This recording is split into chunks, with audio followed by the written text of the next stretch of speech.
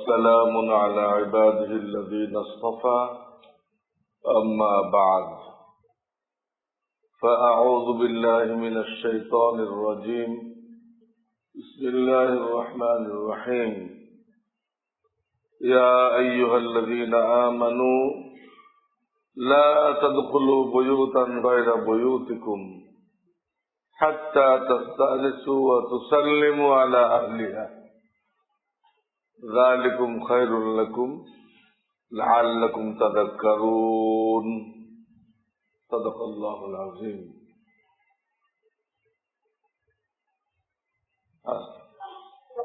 বুজুর্গান মুহতারাম, গত জুমাতে বলতেছিলাম আল্লাহ রাব্বুল আলামিন দুনিয়াতে যত বিষয় আমাদের প্রয়োজন পড়ে তার সব বিষয় বিধি বিধান কোরআনে কারিমে নাযিল করেছেন। সেগুলো মানলে মানুষ কামিয়াব হবে, নিরাপত্তা প্রতিষ্ঠিত হবে, মানুষের জান মাল ইজ্জত সব কিছু নিরাপত্তা অর্জিত হবে এবং যত রকম পেরেশানি আশঙ্কা এই শঙ্কা দূর হবে। এই জন্য আল্লাহর বিধান জানা আমাদের জরুরি। মানুষ আশরাফুল মাখলুকাত হিসেবে এটা তার স্বভাবজাত বিষয় যে সে অন্যর সাথে কথাবার্তা বলবে, তার সাথে ওঠা বসা করবে, তার সাথে দেখা সাক্ষাৎ করবে, তার সাথে খানা পিনা করবে, মানুষের স্বভাবের মধ্যে দেখে। কাজে এই প্রয়োজন সে পুরা করবেই। এখন কিভাবে করবে তার বুঝবো তো, করলে তো অ্যাক্সিডেন্ট হবে। এই জন্য আল্লাহ আসমান থেকে হেদায়েত নাযিল করছেন, আল্লাহর বিধান মতো করো, সমস্ত পরেশানি থেকে দুর্ঘটনা থেকে বেঁচে যাইবা। কি বলেছেন? গত জুমাও ইশারা করা হয়েছিল, হে ঈমানদারগণ, তোমরা নিজেদের ঘর ব্যতীত অন্যদের ঘরে যখন প্রবেশ করবে তো ইজাজত না নিয়ে সালাম না করে প্রবেশ করবে না। তোমাদের ঘর ব্যতীত অন্যের ঘরে যখন প্রবেশ করবে, দেখা সাক্ষাৎ করতে বিভিন্ন কাজ থাকে, বিভিন্ন কারণে যাইতে হয়। কিভাবে যাবে? বলা হয়েছে ইজাজত নাও, সালাম করো। যেমন বললো আসসালামু আলাইকুম, আমি অমুক গ্রামের আশরাফ আলী, আমি আপনার সাথে একটু সাক্ষাৎ করতে আসি। আগে তো আর এই সমস্ত কলিং বেল, ঘন্টা এসব কিছু ছিল না। দরজা খটখটাইতো হালকা ভাবে, তো ভিতর জিজ্ঞেস করলো কে, তখন সে নিজের পরিচয় দিত, আমি অমুক, আমি এই জন্য আসছি। কেউ আনা বলতো না। আমাদের প্রায় লোকের অভ্যাস, কে, আমি। লক্ষ্য করবেন অনুমতি তো দেয় না, নিলেও যদি বলে না যে কে ভাই, কে কে খটখটা দিতে, আমি। তো বলবে আমি কার নাম, আমি কোন ব্যক্তির নাম? জাবের রাদিয়াল্লাহু তাআলা এরকম করছিলেন একবার, আনা আনা আমি। তো নবীজি অসন্তুষ্ট ছিলেন, আনা আনা কেন বলো, তোমার নাম বলো, তোমার নাম বলো।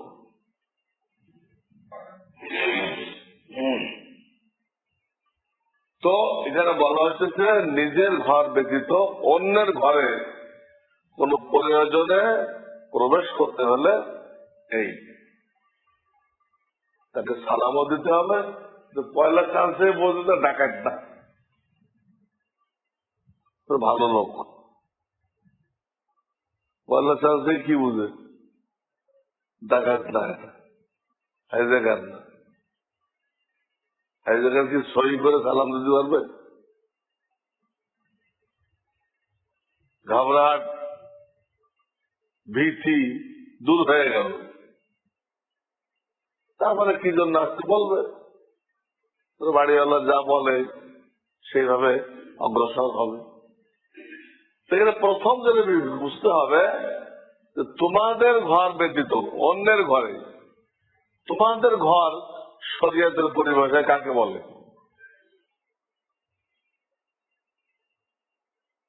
আমরা ব্যাখ্যা দিলে হবে না। তোমাদের ঘর ব্যতীত অন্যের ঘরে, তো আল্লাহ রসুলের পক্ষ থেকে, আল্লাহ এবং আল্লাহ রসুলের পক্ষ থেকে যে ব্যাখ্যা আসছে, তোমাদের ঘর বলে ওইটাকে যেটাতে তুমি বসবাস করো। দ্বিতীয় সুরত তুমি এবং তোমার বিবি বসবাস করো। শুধু এই দুই অবস্থায় বলা হবে তোমার ঘর। আপনি 100 ঘরের মালিক হতে পারেন, ভাড়া দিয়ে রাখছেন, এই আয়াতে ওই ঘরগুলো আপনার ঘর বলা হবে না। আমি মালিকানা, আমি ঢুকবো, তোমাদের কি অধিকার আছে? ভাড়া দেওয়ার তা অধিকার আছে। আপনি কি এই ঘরে থাকেন? মালিকানা আপনার, থাকে তো অন্য লোক, এটা আপনার ঘর না। কোর্টে আপনার ঘর, কিন্তু এই আয়াত অনুযায়ী আপনার ঘর না। এটা আপনি এখানে সালাম না নিয়ে, অনুমতি না নিয়ে ঢুকতে পারবেন না। দেখেন, নিজের ঘর বলতে কোনটা বোঝায়? সে থাকে, অথবা সে এবং তার বিবি থাকে। এইখানে অনুমতি নেওয়া ফরজ না, সালাম করে ঢোকা ফরজ না। উত্তম উত্তম ভালো, এইখানেও আওয়াজ দিয়ে আপনার আগমন বার্তা জানায় ঢোকা উত্তম। নবীজি নিজের বিবিদেরকে নিয়ে যদি ঘরে থাকতেন, ওই ঘরও অনুমতি নিয়ে ঢুকতেন। আমাদের নবীজির তরিকায় এখানে জরুরি না, এখানে উত্তম। কিন্তু এইটা না হয় আর যে কোনো ঘর হবে ওখানে জরুরি। যেমন ধরেন একটা ঘরে আপনার আম্মা থাকে, আপনি এখানে অনুমতি না নিয়ে সালাম না করে ঢুকতে পারবেন না। আপনার আম্মা আর আপনার বোন থাকে, ঢুকতে পারবেন না। আপনি আর আপনার আম্মা থাকেন, ঢুকতে পারবেন না। আপনি আর আপনার আম্মা একটা ঘরে থাকেন, বুড়িমা এক পাশে খাটে থাকে, আপনি আমার বিয়ে শাদী করেন নাই, আপনি আর এক পাশে খাটে থাকেন। এই ঘরটাকে আপনার ঘর বলা হবে না, আপনার আম্মা থাকার কারণে। খুব খেয়াল করেন কোরআন কি বলছে। আমরা তো দুনিয়ার বিদ্যা দিয়ে পণ্ডিত হয়ে বসে আছে। হ্যাঁ, কোরআন কি বলতেছে তা তো জানেন না। মার আপনি থাকেন, এটা আপনার ঘর বলা যাবে না। আপনি এখানে সালাম না দিয়ে, অনুমতি না নিয়ে ঢুকতে পারবেন না। হাদিসে লম্বা এক ঘটনা পাওয়া যায়। একজন সাহাবী রাদিয়াল্লাহু তাআলা আনহু অনেক ঘোরায় ফেরায় প্রশ্ন করলেন, হুজুর বাইরে কেউ তো থাকে না, শুধু আমার আম্মা আর আমি থাকি, এখানে অনুমতি লাগবে কেন? এই কথাটা এসে নানান আঙ্গিকে প্রশ্ন করলো, কোন রকম অনুমতির ঝামেলাটা এড়ানো যায় কিনা। কিন্তু কাজ হলো না। নবীরা প্রত্যেকবার বলেন না তোমাকে অনুমতি নিতে হবে। তারপরে যখন তার বুঝে আসতেছে না, তখন নবীজি বল কিছুটা হাকিকাতের দিকে ইঙ্গিত করেন, তুমি কি এটা পছন্দ করো তোমার মায়ের সতরের উপরে তোমার নজর পড়ুক? এর দেমাগে আসতেছে না। কিছু একটু না বললে ক্ষতি তো অনেক, কিছু ক্ষতি এর স্পষ্ট করে না বললে পাশে আসতেছে না। কেন অনুমতি নিতে বলা হয়েছে একটু বুঝাইলেন। তোর মা কি অবস্থা, হয়তো ঘুমানো অবস্থা, ওনার পায়ের থেকে কাপড় সরে গেছে, পায়ের থেকে কাপড় সরে গেছে, তো ওনার রানের উপর তোমার নজর পড়বে, তুমি এটা চাও কেন? আনছে এখন তার এক কথা বুঝে আসছে, এক কথা বুঝে আসছে যে আমার মায়ের সতরের উপরে যে জায়গা ঢেকে রাখতে হবে, আমি দেখি আমার নজর পড়ুক, আমি এটা চাই। তাহলে তুমি অনুমতি না নিয়ে ঢুকো না, ওটা তোমার ঘর না। যালিকুম খায়রুল লাকুম, আল্লাহ বলছে এটা তোমাদের জন্য অনেক উত্তম। এর মধ্যে কত কল্যাণ আছে, কত ক্ষতি থেকে বাঁচা যাবে আল্লাহর এই হুকুমটা মানলে। জাহিলিয়াতে মানত না, প্রত্যেকে ঘরে ঢুকে যেত, প্রত্যেকে ঘরে ঢুকে যেত। ঢুকলে তার বিবির সাথে দেখা সাক্ষাৎ হতো, তার মেয়ের সাথে দেখা সাক্ষাৎ হইতো। এই দেখা সাক্ষাৎ হইতে হইতে এক পর্যায়ে কি হয়ে যেত, সম্পর্ক হয়ে যেত। সম্পর্ক হলে কি হইতো, জেনার বিচার হইতো, কখনো খুন খারাপি হইতো, কখনো চুরি ডাকাতি হইতো। একটা বিধান লঙ্ঘ করছে, সেখান থেকে কুদৃষ্টিতে শুরু হয়ে, হ্যাঁ, জেনার ব্যবচারতে শুরু হয়ে খুন খারাপি পর্যন্ত চলে গেছে।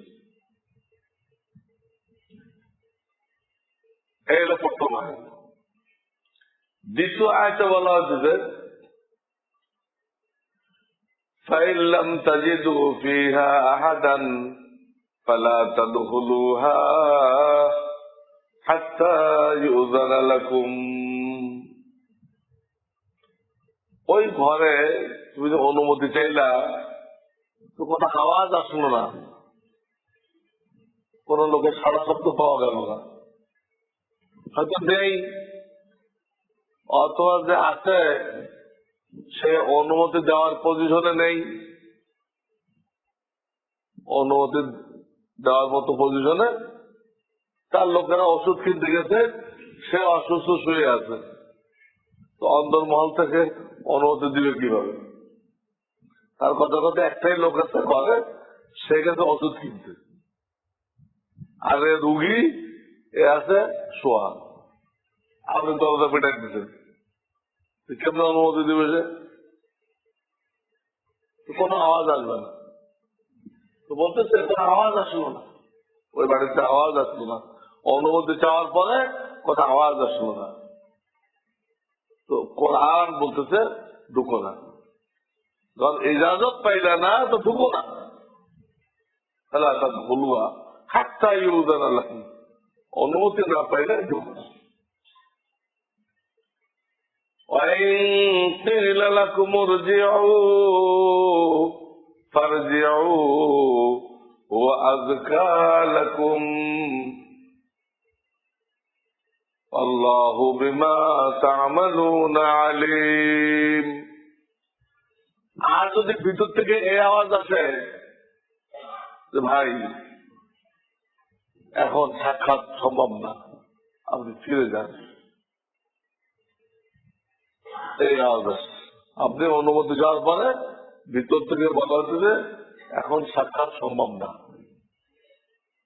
আপনি চলে যান, পরে একশো আসে। তো কোরআন বলতে যে তাড়াতাড়ি চলে আসে, তাড়াতাড়ি চলে আসে।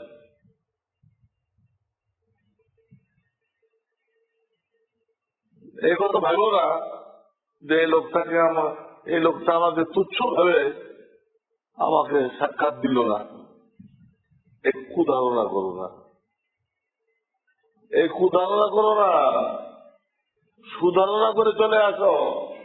যদি নিশ্চয় এমন কোন একটা সমস্যা আছে যে সমস্যার কারণে এই টাইমে উনি সাক্ষাৎ দিতে পারলেন না, এমন একটা বিপদ উনি আছেন, উনি সাক্ষাৎ করতে পারতেছেন না,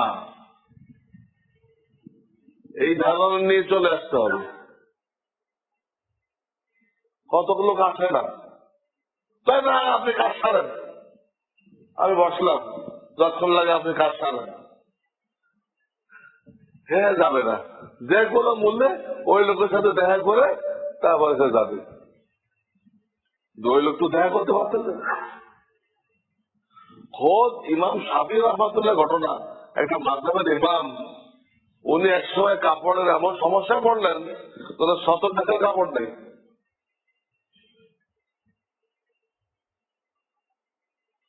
এখন তো দেখো বাধ্য করে না, আপনি কাজ করেন, আমি দেখা না করে যাবো না, তা উনি কাপড় তো নেই না, এ দেরি করলে কাপড় হয়ে যাবে। ওনার 100 টাকার মতো কাপড় নেই। পরে কোনো বন্ধু বান্ধব জানতে পারছে, তারা ওনার জন্য কাপড়ের ব্যবস্থা করছেন। এরপরে ইমাম শাফি রহমতুল্লাহ আলাইহি বাড়ি থেকে বের হয়েছে। এরকম মুহূর্তে নামাজে 70 টাকা ফরজ থাকে না, নামাজে 70 টাকা ফরজ থাকে না। আমি একটা উদাহরণ দিলাম যে এই ইমামের কাছে আপনি মশলা আনতে গেছেন, উনি এখন না পরে আসেন, আসলেন না, আপনি কাজ সারেন, আমি বসে থাকলাম, কিভাবে বসে থাকলে লাভটা কি হবে? ওনার এমন নজর, যদি আপনি সারাদিন বসে থাকলেও উনি আসতে পারবে না।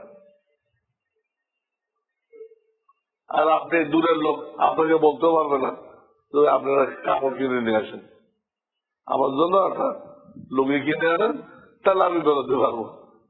এর ফরমাইশ তো সবাই করা যায় না। তো বলতেছে চলে আসতে বলে চলে আস। বহু সাহাবায়ে কেরামের বয়ান পাওয়া যায় যে আমরা সারা জীবনে অনেক চেষ্টা করছি যে কোন এক বাড়িতে আমাকে বলা হোক ভাই উনি একটু অসুবিধা আছে, আপনি চলে যান, পরে আসেন, এই কথাটা আমাকে বলা হোক, আর আমি খুশির সাথে চলে যাই, কারণ পরে আসছে এটা তোমাদের জন্য অনেক উত্তম। তারপরে আল্লাহ এই চলে যাওয়ার দরুন বিশাল পুরস্কার দেবেন। এই পুরস্কারটা নেওয়ার জন্য অনেক সাহাবী সারা জীবন ধরে চেষ্টা করছে যে কোন এক বাড়িতে আমাকে বলা হোক ভাই আপনি ফিরে যান, কিন্তু এটা পায় নাই। এটা খুঁজছে, কিন্তু তালাশ করছে আমাকে বলা হোক এটা, কিন্তু বলা হয় নাই, বলা হয় নাই। অনেক সাহাবী বাজারে গেছে কি জন্য? একটা দোয়া আছে, এই দোয়া পড়লে 10 লাখ দেখি হয়, তার বাজারে কোনো কাম নেই, 10 লাখ দেখে আনতে গেছে, 10 লাখ দেখে আনতে গেছে। ওটা মসজিদে পড়লে হবে না, ওই দোয়া মসজিদে পড়লে 1 লাখ হবে না। মসজিদে সবাই আল্লাহ আল্লাহ করে, কেউ আল্লাহকে বলে না, আর বাজারে ঢুকলেই আর আল্লাহর নাম মনে নেই, ঢুকার সাথে সাথেই আল্লাহ গায়েব হয়ে গেছে, নাউযুবিল্লাহ। তো ফিরে আসতে বললে ফিরে আসতে হবে। স্বয়ং নবীজির কিস্সা নবীজি সাহায্যে আমি অক্কান্তের বাড়িতে গেছেন,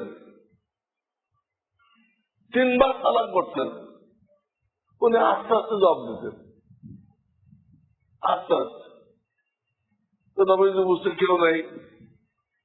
কেউ নেই, কোন আওয়াজ আসলো না। তো নবীজি বাড়ির দিকে রওনা হয়েছে। উনি তাড়াতাড়ি বাড়িতে বেরিয়ে এসে নবীজি রাস্তা আটকেছে, হুজুর আপনি চলে যেতেন। তো কেন চলে যাবো না, আমি তো 3 বার সালাম করছি, আর 3 বার সালাম করার পরে কোন আওয়াজ না পেলে আল্লাহর নির্দেশ চলে যাও, তো চলে আওয়াজ করো না কেন, আমাকে ইজাজত দাও না কেন, আল্লাহর হুকুম মতো চলে যেতে। শুধু কোনো মনক্ষুণ্ণ হয়ে যেতেছিলেন না, খুশি খুশি চলে যাচ্ছিলেন। উনি পথ আটকে উনি কৈফিয়ত দিলেন, হুজুর আপনার 3 সালাম আমি শুনতে পাচ্ছি এবং 3 সালামের উত্তর আমি আস্তে আস্তে দিচ্ছি। কি জন্য আস্তে আস্তে দিলেন? তা আমি জোরে একজনও দিই নাই, জোরে যদি জবাব দেই তো আপনি বুঝতে পারবেন যে আপনার সালাম আমি শুনছি, আপনার সালাম আমি শুনছি, তা আপনি আর সালাম দেবেন না। তো সালাম তো বিশাল দোয়া, তো দোয়াটা আমি আর পাইলাম না।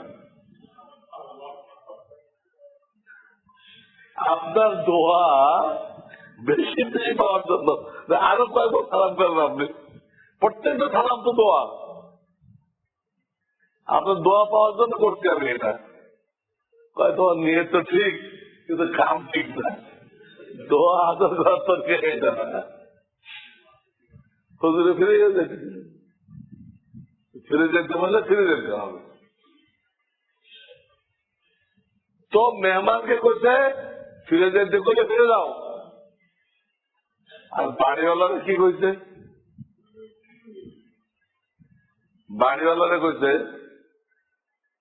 قال رسول الله صلى الله عليه وسلم إن لزورك عليك حقا। তোমার সাথে যারা সাক্ষাৎ করতে আসে তোমার উপরে তাদের অধিকার প্রতিষ্ঠিত হয়ে গেছে, তাদের পাওনা হয়ে গেছে।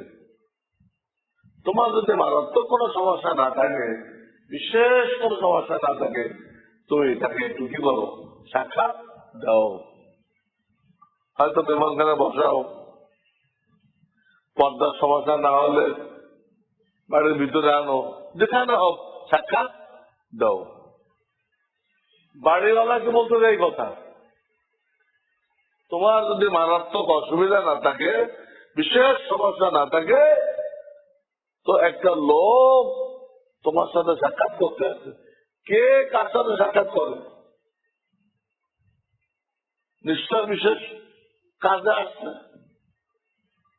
নিশ্চয় বিশেষ কাজে আসছে। জরুরি কাজ না হলে কে সাক্ষাৎ করে বেড়ায়? তাহলে তাকে সুযোগ দাও। তোমার বড় রকম অসুবিধা না থাকলে সুযোগ দাও। বাড়িওয়ালা বলছে তুমি পারলে ওরে ফেরাই দিও না, আর ওরে কইছে মেহমানরা কইছে তোমার ফিরে যেতে কইলে ফিরে যাও, ফিরে যাও। ওরে ফিরে যেতে কইছে, আর এনে কইছে ফেরাই দিও না। শরিয়াত প্রত্যেকটা জায়গায় ব্যালেন্স করছে, সামঞ্জস্য সাধন করছে। ফকির কইছে খামাকা ভিক্ষা করবা, তোমার চেহারায় বক্ত থাকবে না হাসরের ময়দানে। এই শুনলে কোন ফকির ভিক্ষা করবে? আবার বাড়িওয়ালা কইছে কোন ফকির যদি ঘোড়ায় চড়ে আসে ওরে কিছু দিয়ে দাও। ঘোড়ায় চড়ে আসে তার আসলে লাগছে না, ওর আসলে পাও নেই, কোন আল্লাহ বান্ধব ঘোড়া দিয়ে দিচ্ছে, পাও নেই দেখি দিচ্ছে, ঘোড়া দিচ্ছে। বাড়িওয়ালা কইছে ফকিরের ফেরাই দিও না, আর ফকিরের কইতে একদিনের খাবার যদি থাকে হাত পানা চেহারা কষ্ট থাকবে না। দেখেন কিভাবে ব্যালেন্স করলো, প্রত্যেকটা জায়গায় ব্যালেন্স, এখানে ব্যালেন্স করছে। ওদের কইছে মেহমানকে ফেরাইও না, এতে মেহমান আসতেছে, তুমি কি জানো কার পায়ের ধুলির ওসিলায় আল্লাহ তোমার জীবনের সব কথা মাফ করে দেবেন। কোন মেহমানের পদ ধুলির ওসিলায় তোমার পুরো জীবনের গুনাহ আল্লাহ মাফ করে দিবেন। তুমি জানো এটা? মেহমান কত বড় নিয়ামত। এক হাদিস আছে, মান কানা ইউমিনু বিল্লাহি ওয়াল ইয়াউমিল আখির ফালিয়ুকরিম যায়ফা, যে আল্লাহর উপরে আখিরাতের উপরে বিশ্বাস থাকে সে যেন মেহমানকে ইজ্জত করে, মেহমানকে ইজ্জত করে। দেওবন্দ মাদ্রাসা যদি কায়েম করছে, তার বাড়িতে একটা মূর্খ লোক মেহমান হয়েছে, মূর্খ লোক, কত বড় আলেম, পৃথিবীর শ্রেষ্ঠ মাদ্রাসা কায়েম করতে ভারতের ইউপির মধ্যে, মূর্খ লোক মেহমান হয়েছে, ওগুলো আত্মীয় না। উনি খাওয়াইছে দাওয়াইছে, তারপরে হুক্কা এনে দিছে, ওই মেহমান হুক্কা খায়, উনি হুক্কা খায় না, কোন জোগাড় করতে পারে কোন জায়গাতে, ওই মেহমানদের খাওয়াইছে, তার খাওয়া দাওয়াই দিচ্ছে। দেওবন্দ মাদ্রাসা প্রতিষ্ঠা, ওই হাদিসের কারণে তোমরা যারা আল্লাহর পরে ইয়াকিন রাখো, ঈমান রাখো, কিয়ামতের উপরে ইয়াকিন রাখো, তারা মেহমানকে সম্মান করো। মেহমানদের ওসিলায় আল্লাহ তাআলা হাজার রকম নেয়ামত আল্লাহ মানুষকে দিয়ে দেয়। এজন্য মেহমান ফেরত দেওয়া নিষেধ। মেহমানকে ফেরত দেওয়া, একদম খালি মুখে ফেরায় দেওয়া, হ্যাঁ, যারা খালি মুখে ফেরায় দেয় তাদের ঘরকে গোরস্থান বলা হয়েছে। তারা মেহমানকে একদম খালি মুখে ফেরাই দিল, হাদিসে বলা হচ্ছে এটা বাড়ি না, এটা একটা গোরস্থান। গোরস্থান যে লোকেরা যায়, কবরবাসীরা কি এক কাপ চা খাওয়ায়? কবরবাসীরা কি এক কাপ চা খাওয়ায়? তা আপনার একটা ঘর হয় না, কি হয়েছে? কবরস্থান। চিন্তা করো তো। দেখেন, একজন দেখছে তুমি সুধারণা নিয়ে চলে যাও, কুধারণা করো না, যে আমার অবমূল্যায়ন করলো, এটা বলো না। তুমি মনে করো আসলে তার সমস্যা, ওরে বলছে খবরদার, বিশেষ সমস্যা না থাকলে, বিশেষ সমস্যা না থাকলে মেহমান বিদায় দিও না, সাক্ষাৎ করো, সাক্ষাৎ করো। এরপর আল্লাহ বলতেছেন, আল্লাহু বিমা তা'মালুনা আলীম, তোমরা কে কি করতেছো, কার কি অবস্থা, আল্লাহ তাআলা খুব ভালো করে জানেন। আলিম মানে খুব ভালো করে জানেন। তাহলে সে যদি আপনাকে অবজ্ঞা করে ফেলে দিয়ে থাকে, মারাত্মক অসুবিধা ছিল না, ওর পাকড়াও হবে। বাড়িওয়ালার মারাত্মক অসুবিধা ছিল না, তা আপনাকে ফেরাই দিতে, ওর পাকড়াও হবে। আর যদি এরকম হয় যে তার সমস্যা ছিল কিন্তু আপনি কুধারণা করলেন, বাড়িওয়ালার কি ছিল, সমস্যা ছিল, যে আপনি কি করলেন, লোকটা অহংকারী, আমার কোনো পাত্তাও দিল, আমি তো অহংকারী না, তাহলে আপনাকে পাকড়াও করবো। এই কথা বলার অর্থ কি, তোমরা যা কিছু করতে তো আল্লাহ সব জানেন, দেখে তো কমপ্লিট কথা। এই কথা কোনো জের নেই, জের কি, জের সব দল জানে, ওই অনুযায়ী কি করবেন, পাকড়াও করবেন। যদি বিনা জোরে হকাতে না করে থাকে, ওর পাকড়াও হয়ে যাবে। ওটা আল্লাহর কাজ, আল্লাহ পাবে, আল্লাহর কাজ আল্লাহ পাবে। আমাদেরকে বলা হয়েছে তুই সুধারণা নিয়ে চলে আস, স্বয়ং রাসূলুল্লাহ চলে গেছে। আর বাড়িওয়ালা কইছে পারত পক্ষে ফেরত দিও না। এই হলো কারোর সাথে সাক্ষাৎ করতে যেতে হলে তরিকা।